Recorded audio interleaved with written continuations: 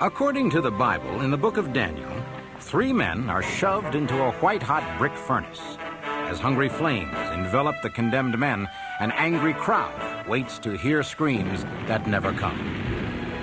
Instead, Shadrach, Meshach, and Abednego walk out unharmed. Could these men have actually survived such an ordeal? And if so, how? Is it a true story or just contrived fiction? The whole book of Daniel was written in about 165 BC to encourage the Jews in their independence war against the king of Syria. However, it pretends to have been written some 400 years earlier at the time of the prophet Daniel. Some people see this manipulation of history as a gigantic fraud. One reason that some assume Daniel was written around 165 BC is that the book mentions 3 Greek musical instruments. It's presumed that these instruments would not have been known in Babylonia before the arrival of the Greek armies in 325 BC. However, cuneiform records and archaeology have shown that Greek traders were already active in Babylonia as early as 700 BC, 100 years before the time of Daniel. It should not be at all surprising to hear of Greek musical instruments at Nebuchadnezzar's court. The biblical Daniel account is loaded with contradictions and chronological errors. It cannot be relied upon as factual history for that Babylonian time period. Archives of cuneiform tablets, which are the official records of ancient kings, and the Dead Sea Scrolls, all discovered this century, prove the book of Daniel to be a highly accurate eyewitness historical record of Nebuchadnezzar's reign, and that it was written during the time period of Daniel. The arguments about the book of Daniel and the period of the Hebrew captivity in Babylon seem almost endless. So how can we know what we should or should not believe? Perhaps the easiest way to test the book of Daniel, one of the most controversial books of the Bible, is to examine the one story in the book that's maybe the hardest to believe. The story of Shadrach, Meshach, and Abednego in the fiery furnace. It was in 605 BC, during Nebuchadnezzar's military campaign in Judah, that 4 young Hebrew men, Daniel, Shadrach, Meshach, and Abednego, were taken away from their families and deported to Babylon to work in the court of King Nebuchadnezzar. The young Hebrews discovered worlds they'd never dreamed of and became members of the prestigious court of intellectuals. We know from history that Nebuchadnezzar's reign was plagued with attempted palace coups and open revolts. It may have been one of these attempts that entangled Daniel and his 3 friends so perilously. With each passing year, the king's strange dreams troubled him to near madness. This dream frightens me. I must know what it means. Call in my wise men, my diviners and astrologers.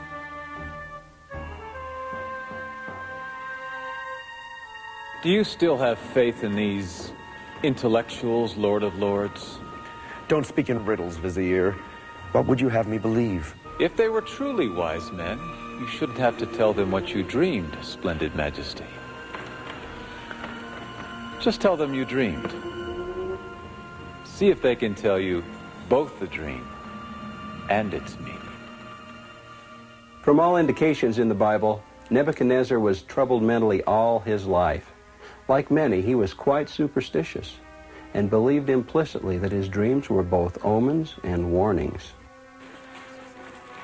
The Bible is not specific on all the details of the conspiracy against Daniel and his friends, but perhaps after the king had been baited, the plotters hurried to the next step of their scheme for discrediting the intellectuals and the Hebrews. And tell them to hurry to me. They were sure there was no way the wise men could tell the king what he had dreamed, and their fate was sealed. Well, you old fakers, you couldn't guess the dream. Where is all your vaulted wisdom now? Put a fine edge on your blade, neck chopper. Tomorrow you will need it. I can't believe this. The news quickly circulated throughout the court that the wise men were in trouble. Daniel didn't want to see these people die, for the old men were their teachers and friends. Interpreting dreams has been an entrenched belief among many cultures since our earliest history. Undoubtedly, Daniel, like many modern-day psychologists and psychiatrists, was a keen observer and was obviously able to analyze dreams. Has granted me... Daniel, who already had the reputation as a dream interpreter, begged the king to stay the execution of the wise men until he and his friends had a chance to interpret the king's dream and to analyze it. Then when Daniel accurately told the king his dream and its meaning, Nebuchadnezzar raised Daniel to prime minister and set Shadrach, Meshach, and Abednego as his administrators in the city of Babylon. In addition to being named prime minister, he became chief emissary of the king and chief officer over the king's 52 palaces.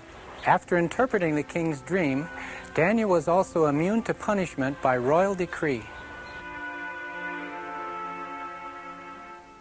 These Hebrew wise men are all well connected. What of us? We've all been put out of office, and the Hebrews put in our place. We'll lose a fortune in graft and bribes. What are we going to do? This thing could destroy us all. Let us not lose our heads. These Hebrews have a weakness that will help us win. Their religion.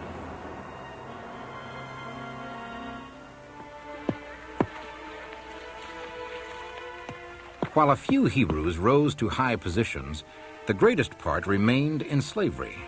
But over the next few years, Shadrach, Meshach, and Abednego rooted out corruption wherever they found it. They became famous throughout the kingdom for their wisdom and their honesty, receiving many awards from the king and becoming his favorite officials. Abednego, step forward. We don't know what inspired Nebuchadnezzar to have a huge golden idol constructed, but further scheming by the king's vizier may have prompted it.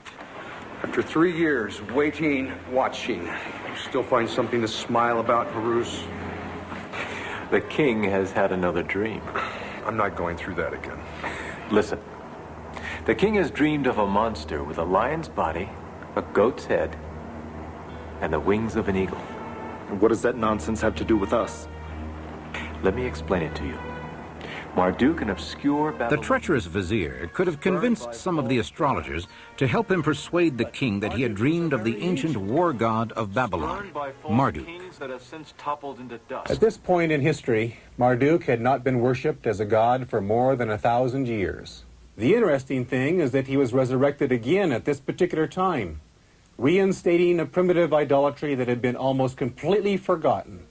We have divined, O great king, that Marduk demands a colossal gold image be cast in his likeness. The plotters probably had little trouble persuading Nebuchadnezzar that his dream was indeed an omen. Then he demands an edict that all must fall down before Marduk and worship him. Those who do not must be put to death. Let the edict be written and proclaimed throughout the empire. Do you really believe this edict will strengthen my empire, Haruz? I am not sure. It will make you even more famous than your imperial ancestor Hammurabi.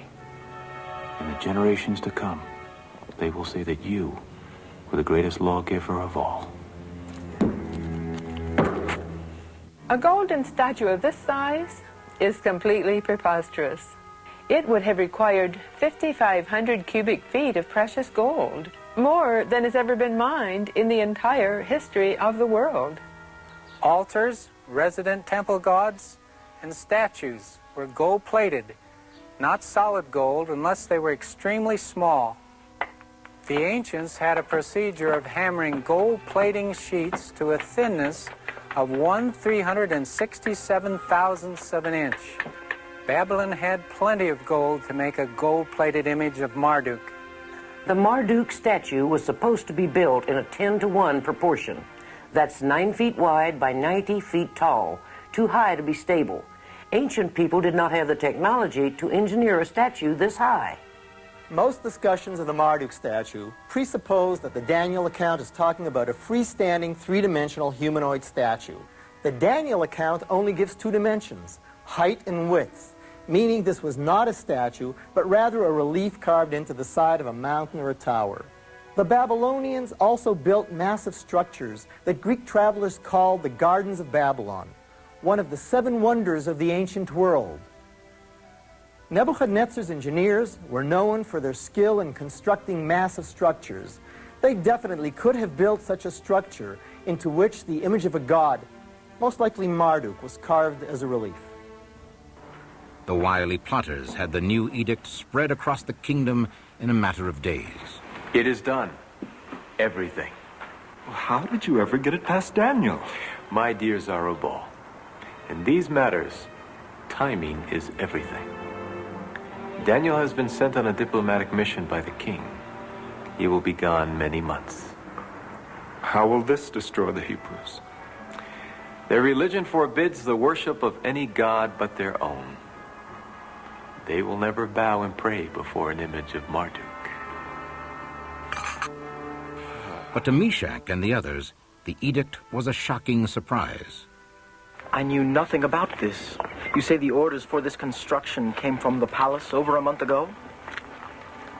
Why do we need the idol of Marduk?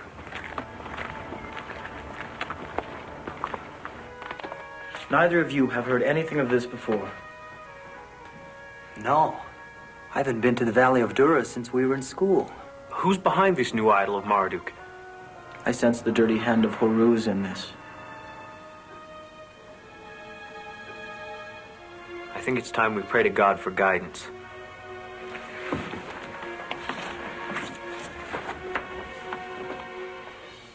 With the king's seal on the edict, now the plotters could not have been happier. You have outdone all your sly schemes of the past on this one, Horuz. Is the king still convinced that it was Marduk who spoke to him? His superstitious majesty is already issuing orders to his palace court, the army, and officials of the empire to gather at Dura to worship Marduk. Shadrach, Meshach, and Abednego knew it was only a matter of time before Horuz would be paying them a sinister visit.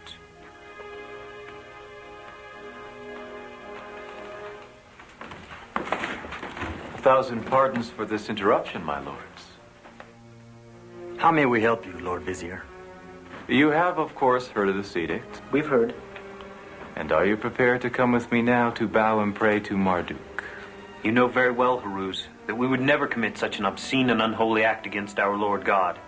Then, may I tell you, the three of you are under arrest for high treason and sacrilege.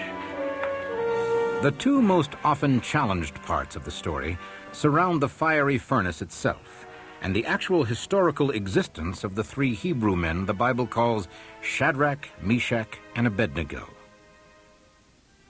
Human beings could not have lived through such an intensely hot, blazing inferno. The Bible must be wrong in this case. This account is true. Every detail of the account, from the location of fiery brick kilns near Babylon to Nebuchadnezzar's use of these blazing furnaces as a means of capital punishment, have been confirmed archaeologically and historically. No matter how hard you want to believe the story of Shadrach, Meshach, and Abednego, there is not one single shred of historical evidence that they were real people. There has never been any certifiable or authenticated evidence of a man called Daniel. It would seem more likely that this story was a folk tale that the Hebrews rumored about during their captivity to keep up their spirits. Then it just became passed down in their oral history. In 1956, with the publication of some of the cuneiform tablets now on display in the British Museum, we learned that in about 593 BC, a revolt against Nebuchadnezzar took place.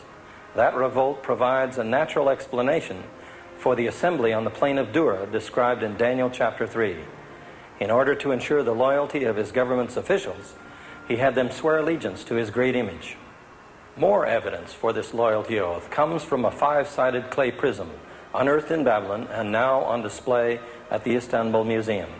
This list is broken into groups by titles, and in it we find the name of R.D. Nabu, Secretary of the Crown Prince.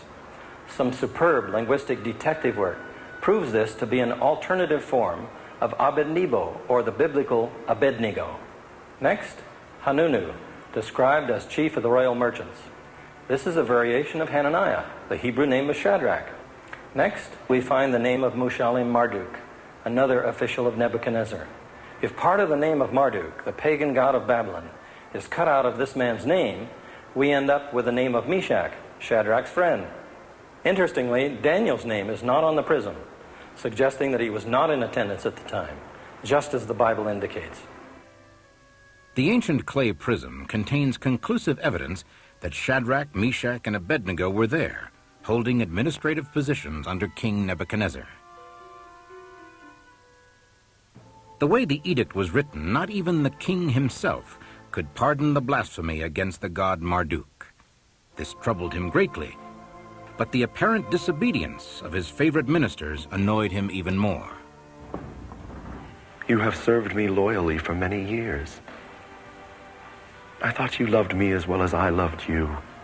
Why do you choose now to disobey me? As we love you, great king, we love our God more. You stir a bitter anger in me with these words. We speak no more, Majesty. We would offend you no further. You know the penalty for treason is death by fire. If you are condemned, will this God of yours save you?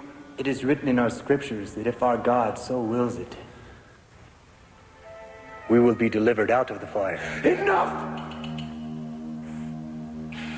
Marduk is God and I am his king! You have condemned yourselves out of your own mouths. So be it.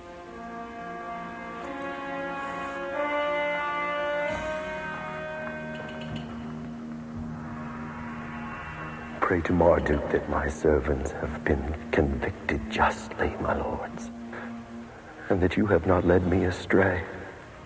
Another reason this story rings untrue is their absolute belief in the Hebrew God, for which they were willing to suffer a hideous death. If they'd been brought to Babylon as boys, their old beliefs would have faded away with their education. They would have learned to think like Babylonians, not like ritualistic Israelites. During the Spanish Inquisition, there were thousands and thousands of Jewish children who withstood torture and death rather than deny their faith. During the Nazi terror, many Jewish children died for the same reason. And Shadrach, Meshach, and Abednego would have been well instructed in their heritage and religion.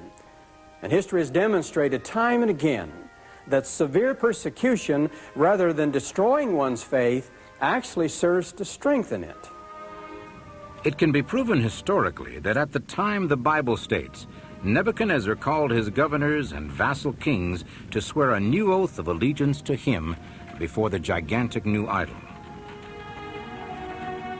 Undoubtedly, it was to one of these rituals that the three condemned Hebrews were brought to suffer public execution. Let us see the heat of your marvelous furnace, workmaster.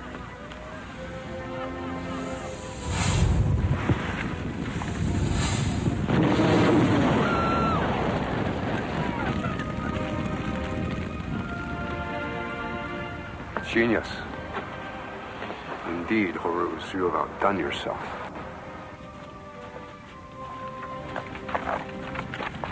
The so-called fiery furnace is another element in this story that shows its unreality. Why a furnace? If the king wanted to cremate the three sons in front of witnesses, he would have had them burned at the stake, like Joan of Arc, not tossed into a closed furnace. There is ample historical evidence that casting into a furnace was the official form of execution in Nebuchadnezzar's time. Putting to death by fire opponents of one's religion was even practiced in Europe up until about 300 years ago.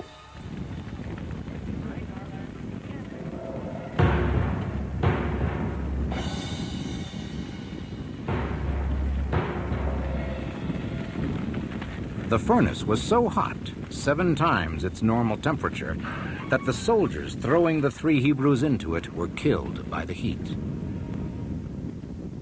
The fiery furnace business rings untrue in this story. First, the furnaces used in converting ore to metal would have been quite small, not large enough to cast one man into, never mind 3.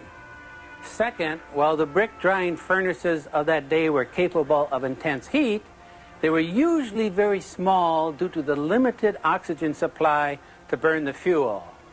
Finally, if the furnace of the Bible belched forth flames that killed several soldiers, there's no way 3 men could have survived the intense heat.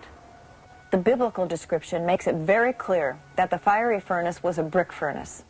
In northern Iraq, on the basis of cuneiform tablets, we have found archaeological evidence of Nebuchadnezzar's brick furnaces that were the size of a city block. used to make bricks glazed with blue, green, and yellow glass for his city gate at Babylon. This is a wall brick fragment from Babylon from Nebuchadnezzar's ancient furnace. It has been baked at such a high temperature that the clay itself has become glass-like. The furnace burned extremely hot from being fueled with pitch and sulfur, which was fanned by bellows to get more flame and heat. Then a glass glaze for color was fired at even hotter temperatures. To find out more about the construction and function of ancient brick furnaces, we went to Dr. Ron Charles, an archaeologist, historian, and engineer who designed two similar furnaces for the Owens Corning Company. Although God could have saved the Hebrew trio any way he wanted to, Dr. Charles suggests that the following is how he may have done it. Here on the computer is an architectural reproduction of the fiery furnace brick kiln based on ancient archaeological findings and descriptive information from the Bible. The total height of this two-story kiln furnace from here to here was about 32 feet, with 20 feet being in the fire chamber area and about 12 feet in the brick baking chamber. Now this last chamber is of particular interest. After the bricks were baked and glazed here, they were moved to this finishing oven chamber and placed on sand, where their glass-hot temperature was lowered slowly to prevent cracking. Shadrach, Meshach, and Abednego were thrown into the upper finishing oven chamber by the temple priest.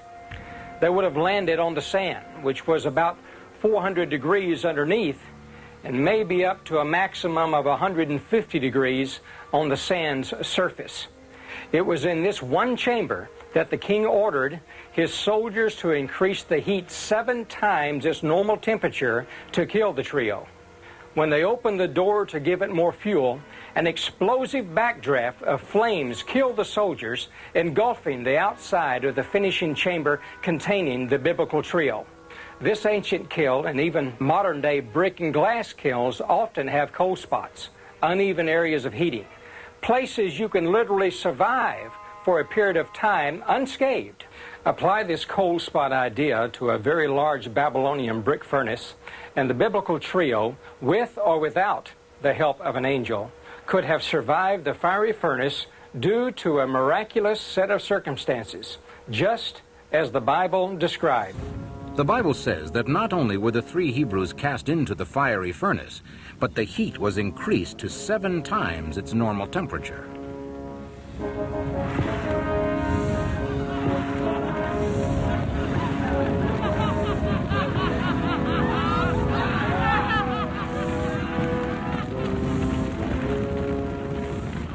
Finally, when the king ordered the doors to be opened, the great cry of shock went up from the witnesses of the sight.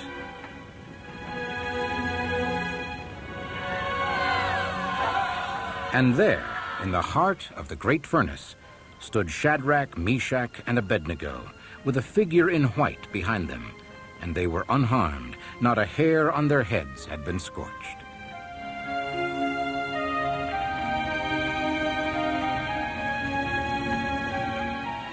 In that instant, the king knew that a miracle had been wrought by the God of the Hebrews.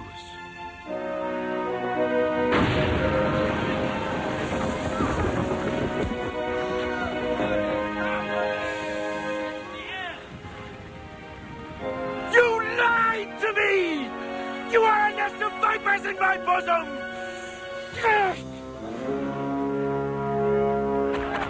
According to the Bible, when Nebuchadnezzar saw the power of the Hebrew God with his own eyes, he raised Shadrach, Meshach, and Abednego to the highest offices in the empire.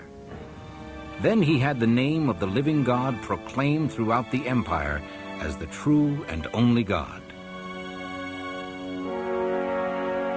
Was there a Daniel and his 3 friends Shadrach, Meshach, and Abednego? And did they undergo an ordeal by fire? Well, surprisingly enough, the bulk of the evidence seems to indicate that all these things did happen exactly as the Bible says they did. This biblical account is more than a story of how Shadrach, Meshach, and Abednego survived the fiery furnace. It's a story of what to do when one's personal convictions come in conflict with kingly authority. As long as the king's orders were in harmony with their convictions, all was well with the Hebrew trio. But when the king's orders and the Lord's law conflicted, the trio made a choice to obey God. Today, when personal desires and peer pressure conflict with God's law, do we always make the choice to obey what's right? Something to think about.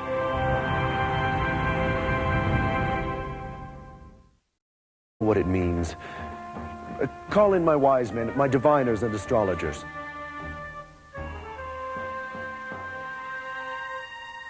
Do you still have faith in these intellectuals, Lord of Lords? Don't speak in riddles, Vizier. What would you have me believe? If they were truly wise men, you shouldn't have to tell them what you dreamed, splendid Majesty. Just tell them you dreamed. See if they can tell you both the dream and its meaning. From all indications in the Bible, Nebuchadnezzar was troubled mentally all his life. Like many, he was quite superstitious and believed implicitly that his dreams were both omens and warnings. The prophet Daniel. Some people see this manipulation of history as a gigantic fraud. One reason that some assume Daniel was written around 165 BC is that the book mentions 3 Greek musical instruments. It's presumed that these instruments would not have been known in Babylonia before the arrival of the Greek armies in 325 BC. However, cuneiform records and archaeology have shown that Greek traders were already active in Babylonia as early as 700 BC, 100 years before the time of Daniel. It should not be at all surprising to hear of Greek musical instruments at Nebuchadnezzar's court. The biblical Daniel account is loaded with contradictions and chronological errors. It cannot be relied upon as factual history. In 605 BC, during Nebuchadnezzar's military campaign in Judah, that 4 young Hebrew men, Daniel, Shadrach, Meshach, and Abednego, were taken away from their families and deported to Babylon to work in the court of King Nebuchadnezzar. The young Hebrews discovered worlds they'd never dreamed of and became members of the prestigious court of intellectuals. We know from history that Nebuchadnezzar's reign was plagued with attempted palace coups and open revolts. It may have been one of these attempts that entangled Daniel and his 3 friends so perilously. With each passing year, the king's strange dreams troubled him to near madness. This dream frightens me. I must know. According to the Bible, in the book of Daniel, 3 men are shoved into a white-hot brick furnace. As hungry flames envelop the condemned men, an angry crowd waits to hear screams that never come. Instead, Shadrach, Meshach, and Abednego walk out unharmed. Could these men have actually survived such an ordeal? And if so, how? Is it a true story or just contrived fiction? The whole book of Daniel was written in about 165 BC to encourage the Jews in their independence war against the king of Syria. However, it pretends to have been written some 400 years earlier at the time of... for that Babylonian time period. Archives of cuneiform tablets, which are the official records of ancient kings, and the Dead Sea Scrolls, all discovered this century, prove the book of Daniel to be a highly accurate eyewitness historical record of Nebuchadnezzar's reign, and that it was written during the time period of Daniel. The arguments about the book of Daniel and the period of the Hebrew captivity in Babylon seem almost endless. So how can we know what we should or should not believe? Perhaps the easiest way to test the book of Daniel, one of the most controversial books of the Bible, is to examine the one story in the book that's maybe the hardest to believe. The story of Shadrach, Meshach, and Abednego in the fiery furnace. It was